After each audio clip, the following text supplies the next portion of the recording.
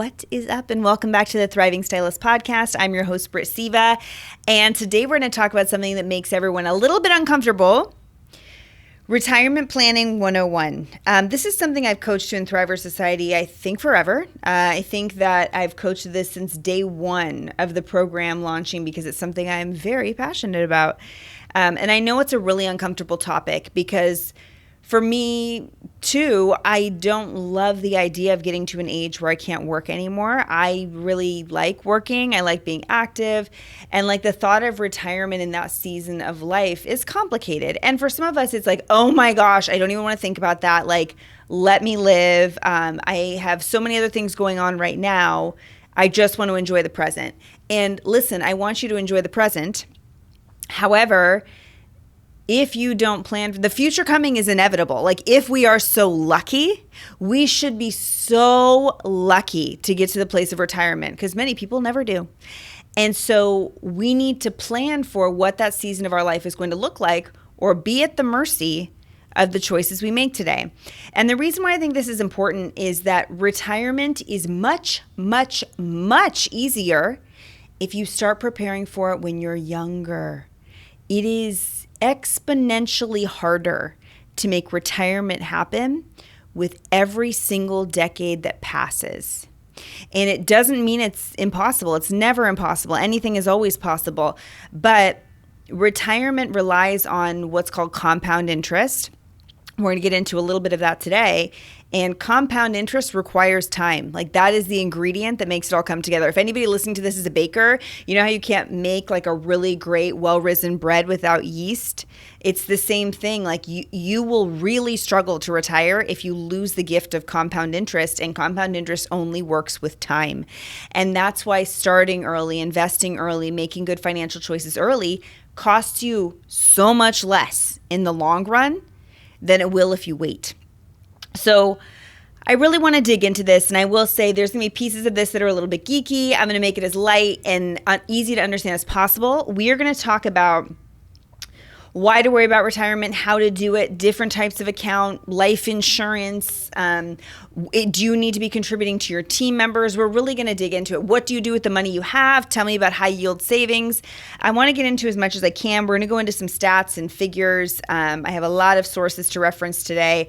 So I hope this is one that at least gets your wheels turning and makes you start to think about what's possible. I also want to say at the top of this episode, I'm not a financial planner. I'm not a CPA. I'm not certified to give financial advice at all.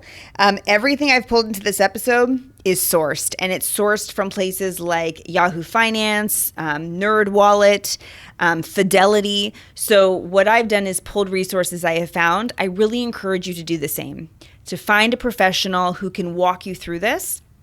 When I look at my financial house, I have several people who help me. I have a CFO, it's a fractional CFO, who does not do my bookkeeping, doesn't do my taxes, and does not do my personal finance. My CFO simply runs the finances of the business I have, okay? They're fractional, meaning they do this for my business and many others. Then I have my bookkeeping team. Then I have my CPA who does my quarterly taxes, helps me to best plan for taxes. That's a CPA. So far I've got 3 people. The bookkeeper's another person. If you use QuickBooks, that's operating as your bookkeeper. And then I have a personal finance advisor. I will say I did do my own investments for a time. Things got exponentially better when I brought in somebody to help. But that being said, if you're like, I'm at a place where I just want to do it myself, I did it myself for a really long time. And I got by. The way I was able to do it myself for so long and do it successfully is I chose to be very well educated on it.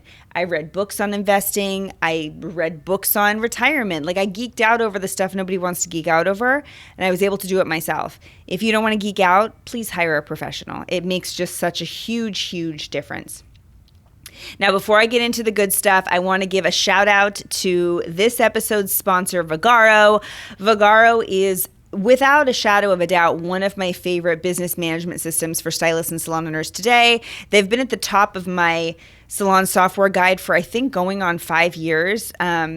I really like what they're up to. At the time that this podcast is airing, I'm actually going to be speaking at their conference, Iconic, down in San Diego. And I'm really excited to be in a room. It's a huge event with so many brilliant and driven beauty professionals who choose Vagaro because of the impact it directly has on their business. It has so many features that other, basic salon booking software systems simply don't have. Vagaro is just a one-stop shop in many ways, and I'm really impressed by how much they want to change and adapt to serve our industry. Super proud to be working with them. Thanking them for sponsoring this episode in particular. If you've not checked out Vagaro, I suggest going to vagaro.com/pro to learn more. So let me first get into an interesting fact about retirement. So Yahoo Finance reports that most Americans are not saving enough for retirement. And according to a 2023 survey, only 14% of Americans have $100,000 or more saved in their retirement accounts. And you have to think about it, like that includes some retirees. Right? 14% have $100,000, and we're going to come to find out that's not even close to enough. We're going to get into that in a minute. And 78% of Americans have $50,000 or less saved for retirement. Okay? So let's dig into what we can do to prevent that. We'll talk about Social Security. We're going to talk about kind of all of the things that come up when it comes to retirement. So why does this matter so much? I can remember being a young, naive person and thinking like, what do I have to worry about? Cost of living? Yes, but cost of living as a person in your 70s, 80s, 90s, hopefully hundreds. Like we're all going to be healthy centurions, right? So when you get to that age, living doesn't mean like what it means today. It's a really different way of life, right? So when you look at what it costs to live when you reach an age where life does get a little more complicated, yes, you're definitely thinking about cost of living, like putting the roof over your head, feeding yourself. Those are the things we worry about today. But then there's additional things that enter the picture. One of which for a lot of people is travel. Like, I don't know about you. I must have put something into the universe. I see a lot of TikToks about people who are older and they're like, well, I'm 78 and I'm finally going to Scotland because I've dreamed of this trip for my whole life and I'm finally doing it because I don't want to go this lifetime without doing it. And it's like having the freedom financially to be able to do the things that maybe you didn't do before, right? So for some of you, it's travel. I also noted living life in full. There's somebody in my life who's got a few grandkids, and she always says it breaks her heart because she has a gift budget for her grandkids every year. It's $50 a year. And I think that's very acceptable and understandable. But for her, she's like, man, I just look at what I was able to do for my children. And now for my grandchildren, I have $50 a year to spend on the holidays, their birthdays, everything. And she's like, it just makes me sad because it's not what I pictured for myself, right? And so it's like things like that, like how do you want to be able to show up? And that answer is different for everybody, right? Then we look at medical expenses and in-home support. If you're somebody like me, I'm at the age where I've lost all of my grandparents. My children have lost all but one of their grandparents. And so we have seen how expensive cost of life gets in later years. It is not cheap. And that money has to come from somewhere, or subpar care is the only option. And with that, I actually saw a really interesting article that I want to read. So this comes from Covenant Wealth Advisors, and they created this great infographic that says 9 reasons why retirement planning is important. Number 1, you don't know what you don't know, meaning life is unpredictable. We all know that at this point, and you're going to want to money makes the world go round. And so the more of it you have, the more you're prepared for the unexpected. Number 2, generally people have better health due to less financial stress when they have a plan for retirement. Number 3, send less money to Uncle Sam. That's because there's a lot of really great tax benefits of savings for retirement. Number 4, big picture context helps you to make better career and financial decisions. Again, when you know you're planning for something, it helps to have you make smart money choices the entire way through. Number 5, enjoy a happier marriage. We know that statistically 50% of marriages end in divorce, and financial discomfort is one of the primary reasons for it. Number 6, forced early retirement won't be so scary. I've known a lot of people who had to retire earlier than they thought they were going to. That is a very vulnerable position to be in. We are in a very physically demanding industry. I don't know how many times I've said, I think it's adorable when stylists say, I'm going to be doing hair in my 80s. Your body might laugh at you when you say that. Like, that literally might not be physically possible. So what is your plan B? I don't know about you, but when I go into like Target is one of the places I can think of, at least in my local area, and I see people who are clearly past retirement age, and they're, packing bags at Target. And I think to myself, I can't imagine that this was this person's vision for retirement, right? But they ended up in a position where they ran out of money and they have to do this. Nobody should be in a position at the end where they have to do something. But more and more Americans with each passing year are ending up in that spot. And I don't want you to just think, I'm going to own the salon forever. I'm going to do the hair forever and I'm going to be fine. Odds are there will come a day where your body doesn't want to do it. Number 7, this one is a huge part of my why. You won't worry about being a burden to your kids. I'm an adult whose parents have asked her for help for a long time. And I don't ever want to be in the position where I'm leaning on my children for my survival. It's a very uncomfortable dynamic, and a lot of people get into that position. It is okay if you're somebody who's hearing this and you're like in that position. A lot of Americans are in that position, but for me, I don't want to be in that position with my children. Number 8, you can be a really cool grandparent. So again, I just shared that story about somebody in my life who's not able to be the kind of grandparent she wished she could be. And number 9, continuing your legacy of charitable giving. And that's the cool thing too. And this is something my financial advisor said was like, it allows you to really give back in a way that people who are on a tighter budget cannot. So it's not just about you, it's so much bigger than you and the impact that it has. So I just wanted to share that context. I thought it was such a great article. So let's talk for a second about Social Security before we get into retirement savings and like putting your hard-earned money to work for you. So when we look at Social Security, let me just start at the beginning. There's a lot of talk about Social Security is going to run out. So I did a little bit of research on that. And U.S. News reported that based on how benefits are looking today, benefits are expected to be payable in full on a timely basis until 2037, when the trust fund reserves are projected to become exhausted. Now, that being said, there's a ton of supporting articles that say likely the government is going to step in and do something to help subsidize the program. Most articles I was seeing were saying that the likelihood of the amount of Social Security support decreasing is quite high, meaning they're not going to allow Social Security to fall altogether, but that it's probably not sustainable because the workforce has changed so much. So you can't rely on it. It's like this X factor, this question mark. In 15 years, I might be able to come back and report on what's happening, but a lot can happen between now and 15 years, and you can't bank on it. We don't know what it's going to be, but I will talk about what the program looks like if you are retiring within the next 15 years. So you're eligible if you're 62 or older, but 67 is ideal. So if you wait until you're 67, you can claim the higher rate of benefit. If you retire at 62, you can still get benefits, but they are smaller. And it's not like, but then when you get to 67, they increase. No, you're taking the benefit for a longer period of time. So the amount you receive annually is decreased. So if you can wait until 67, that's where you get the most benefit from it. You're eligible if you've worked and paid Social Security taxes for 10 years or more. This was interesting. So you know how our industry does not like to claim cash? Here's another example in another place where that will really catch up with you. So, and this is pulled from the Social Security Administration website. Social Security benefits are computized, I hope I'm saying that word right, computized using average indexed monthly earnings. The average summarizes 35 years of your highest earnings.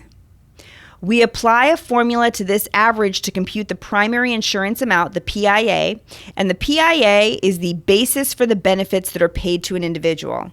So if you're not claiming your cash, your Social Security payout will be much less. Some people live off Social Security for 30 or 40 years. I don't know about you. I want whatever benefit is coming to me to be as high as it possibly can. And I want you to think about it that way. Like, Yes, you might save a little bit now because you're like, I don't want to pay taxes on that. Taxes, depending on where you're at and what your write-offs are, claiming all your cash tips may increase your taxes by a couple $1,000 or something like that. Totally understandable. But if at the end of life it would increase your Social Security payout significantly, it might be worth it to pay the couple $1,000 now to get the bigger payoff in the end. Just a little food for thought on that. When you look at, social benefits, most of those things are based on how much you claim in taxes, and they don't go back and say, but how much did you make in tips that you didn't pay tax on? They don't care about that. So something to think about. Now, Fidelity, when it comes to like how much should we be saving, Fidelity, which is a big name, big face in the retirement game, says our guideline is that the average adult should aim to save at least 15% of your pre-tax income each year, which includes any employer match. So let's say your employer matches 3% of what you put into retirement. Well, then you personally would only have to contribute 12%, right? And then your employer would make up for that other 3%. So it's 15% total is what Fidelity is suggesting. But here's the caveat. That's assuming you actively save for retirement starting at age 25 and you continue that rate of investment until retirement at age 67. So what Fidelity is saying is if you start later or if you at any point take a break from the investing, the rate of investment is going to increase above and beyond that 15%. This is why starting early is important. Here's another calculation that I thought was helpful. We estimate that most people looking to retire around age 65 should aim for assets totaling between 7 and 13.5 times their pre-retirement gross income. So here's the math on that. If you currently make $90,000 a year, you'll want $1.17 million invested in order to sustain retirement. If you're married, or if you're living with somebody, if you're in a domestic partnership, if you have any kind of combined income, you want that math to math for both of you. That's not for one person. It's whatever's coming into your household that is sustaining your lifestyle. You want between 7 and 13.5 times that. 7 is the bare minimum, meaning you could likely survive. It wouldn't be pretty. 13.5 is more like you could sustain a decent lifestyle. So something to keep in mind. One more statistic for you, and then we're going to get into where do you put the money. I really like this calculation. So this was the Investors Age Saving Benchmarks. So if you're 30, you should have half of your annual salary saved today. So again, if you're 30 years old and you make $90,000 a year, and maybe you're living just you, solo, you would need to have $45,000 invested in retirement right now to be on track. If you're 35, you want 1 to 1.5 times your salary saved. So if you're 35, you'd need at least $90,000 invested to be on track. If you're 40, that's from 1.5 to 2.5. So we're closer to like $180,000 invested by the time we're 40. 45, 2 to 4 times the salary saved today. So what's 4 times that? $270,000 invested in retirement. 50, you'd want 3 to 6 times the salary saved. If you're 55, 4.5 to 8 times the salary saved. 60 is going to be 5.5 to 11 times the salary saved. So at this point, if you're in your 60s, you want to be really close to that initial calculation of having, almost 13.5 times your rate, right? And then if you're 65, you want to have 7 to 13.5 times your salary saved today. So I hope that statistic is helpful. And if you Google this phrase, Investors Age Saving Benchmarks, this is from Fidelity, but there's a ton of resources that use a calculator like this. And it will say, like, if you're aged 42, you should have about this much currently saved and invested. Sometimes it's nice to just know, like it's nice to have that target. So I found that to be very helpful. So one of the things I looked at, I'm not going to dig into this super deep, is real estate a good retirement investment? Like I said, I'm not going to get too far in the weeds on this. I'm not a financial advisor. I'm not a real estate investor, so I'm not super versed on this. But I know it's one of those things where people talk about like diversifying your investments, right? We hear diversifying all the time.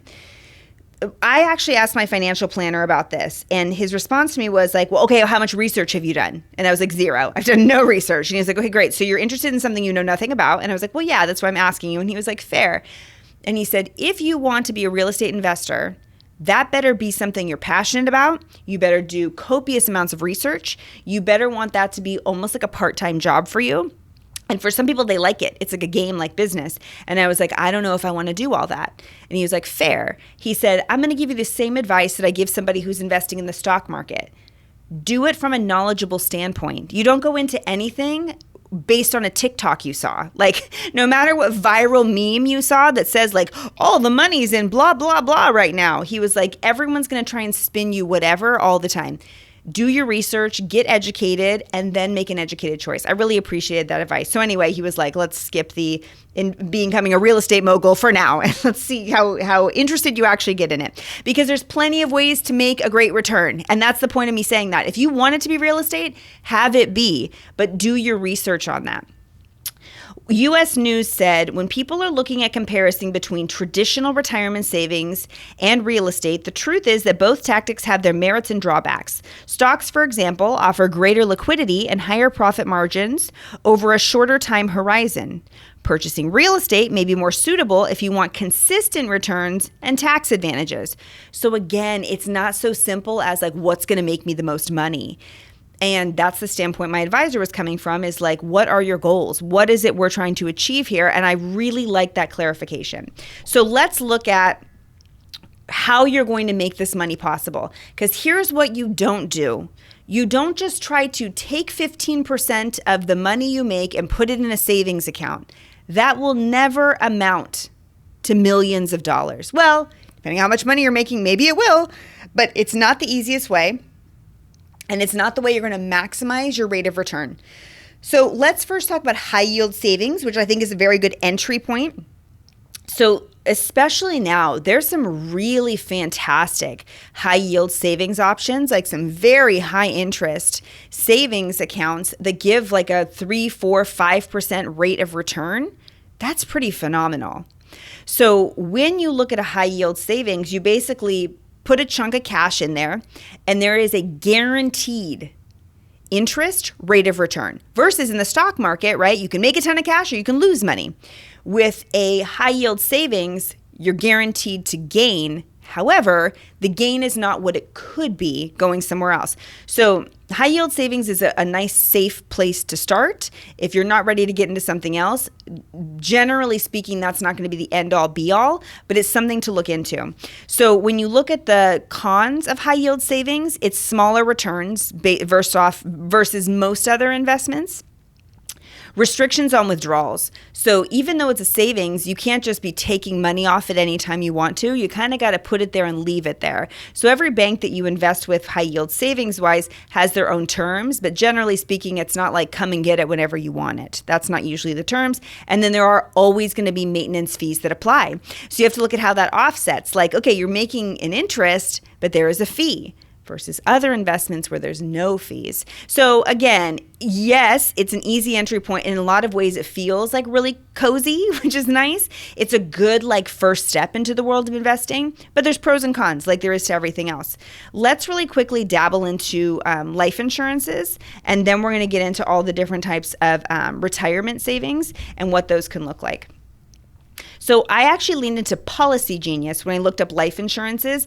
Again, this is something I'm not super well versed on, but people ask about it a lot, so I wanted to hit it. There are 3 main types of life insurance. So there's first term.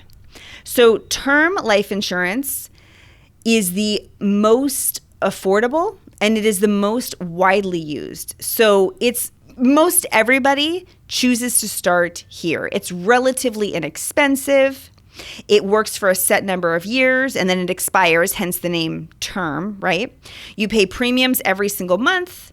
The insurance company sets that amount, and then when and if you pass, they call it the death benefit. Your designated beneficiaries get their portion of whatever the policy looked like. The main pro is the affordability. The con is the length. If the term expires, the insurance is done. But what's interesting, I've read a lot of articles about term. You may have higher term life insurance while you still have a mortgage to pay or kids to put through college, versus when you get to a place in life where hopefully your home is paid off, like what your family would need in time of your passing to make sure that they could settle your estate and still carry on. It shifts and changes, right? So term is meant to kind of increase and decrease in investment as your life changes. That's why it's an option to be term. Then there's whole life insurance. So this is the one that people get most curious about because it can be an investment, kind of like tax deferred savings. It does earn interest at a fixed rate set by whoever your insurance carrier is. The problem is it's expensive and it's complicated. So that's the cost. When you look at who is it best for, the description is high net worth individuals. So while it has the benefit of like you don't have to pass to make a claim, it does have some perks where you can take loans out against it and things like that. It is not simple. It is expensive. There's a lot of fees and it is complicated. So when you look at the description is how does this work? Whole life insurance has a guaranteed death benefit and cash value that earns interest over time. A portion of your premium goes towards the cost of maintaining the insurance, which makes sense, just like term. But the difference is that the rest goes towards the cash value of the account. Once you've accumulated enough cash value, you can borrow or withdraw the money from it. Almost think of it as a hybrid high yield savings and insurance account. Not all the way through, but in the simplest of terms, that kind of makes sense. Then there's universal life, which is kind of like a hybrid. Again, this is the one where they say you need to have a pretty significant income to have this make sense for you. It has that combination of you're paying towards a death benefit, but also paying into a high yield savings type of an account. There's more flexibility, kind of like with the term where you can shift the insurance up or shift it back down based on what's going on in your life.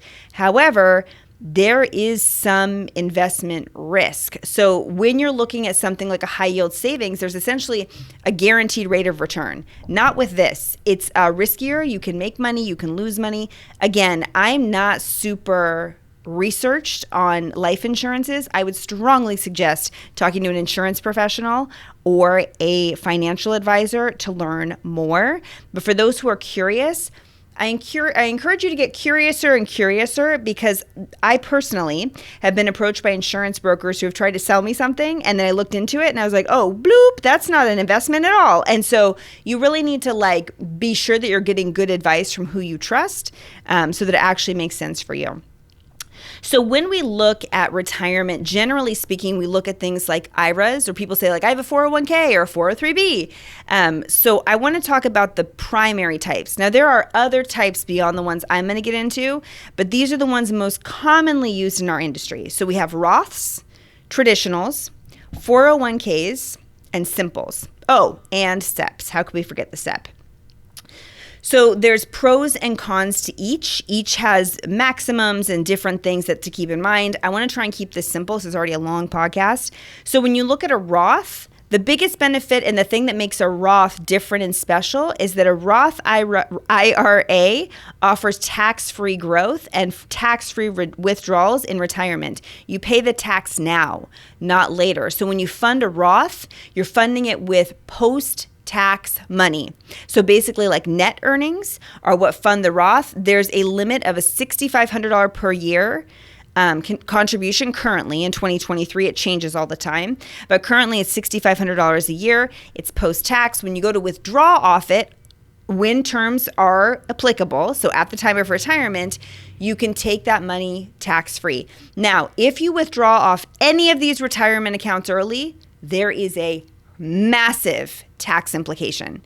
So when you are contributing to any kind of IRA account like the ones I'm about to go over or like a Roth, that is not in any way a savings account that you should be withdrawing against unless the terms of that account allow you to do so without a major financial impact, which some do. Read the fine print, know what you're buying into. Sometimes that's possible. Then there is a traditional IRA.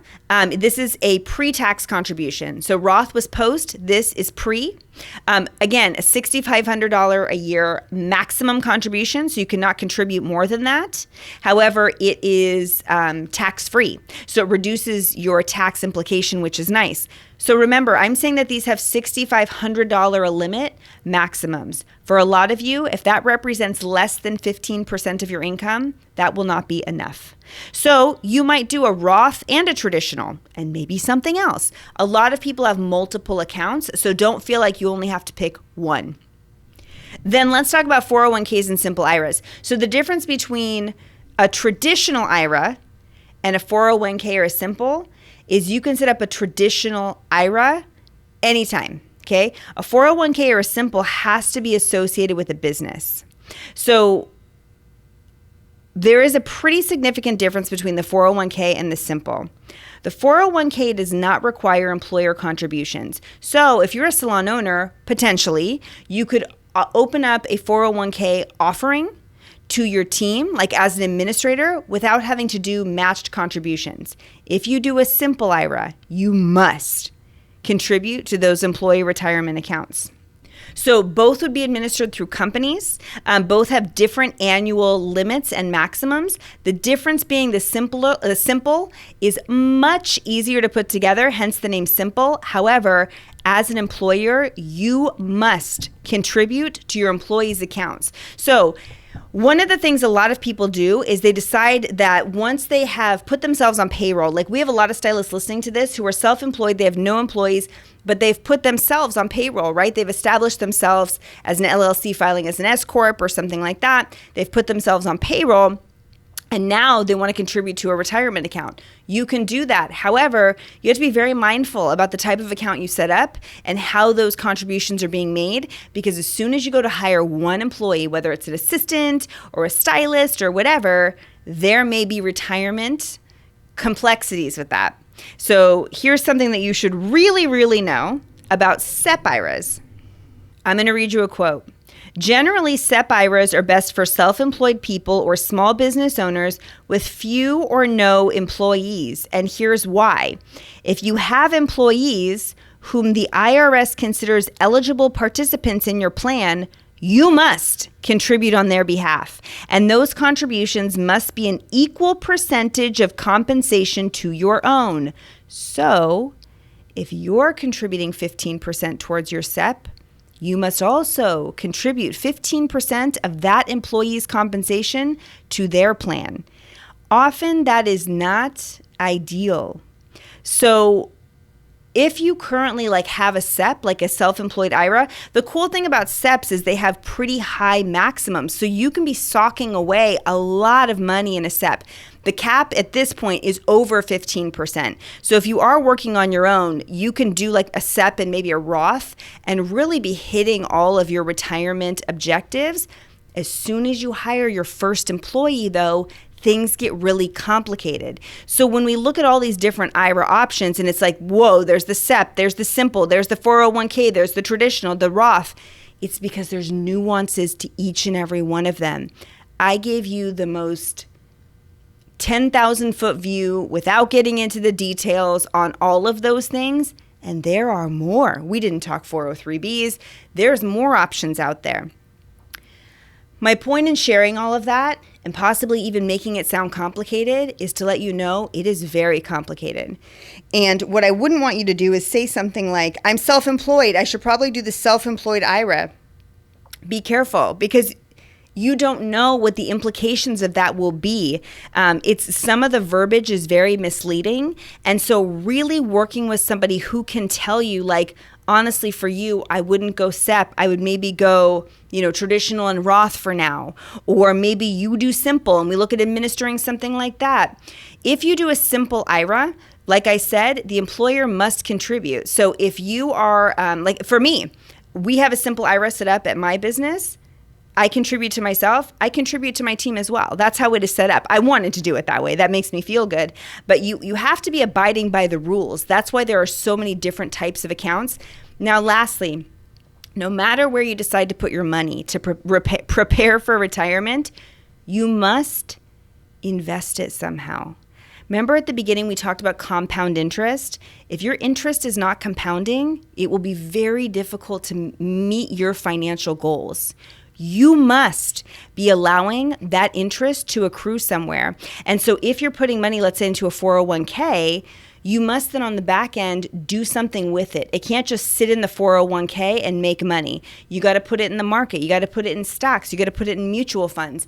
And that's where working with a financial advisor really helps, is they can tell you where to navigate your money to a place where it potentially grows. Whoa, this was a long one. This is almost 40 minutes long, and we probably could get into more. I started talking super fast. This was jam-packed. I hope that in this episode, you've just gotten a curiosity about retirement. I planted a seed in you that makes you think like, I need to figure this thing the heck out and make sure that I'm on track to, at the end of my working years, be in a place and space that I feel proud, confident, and comfortable.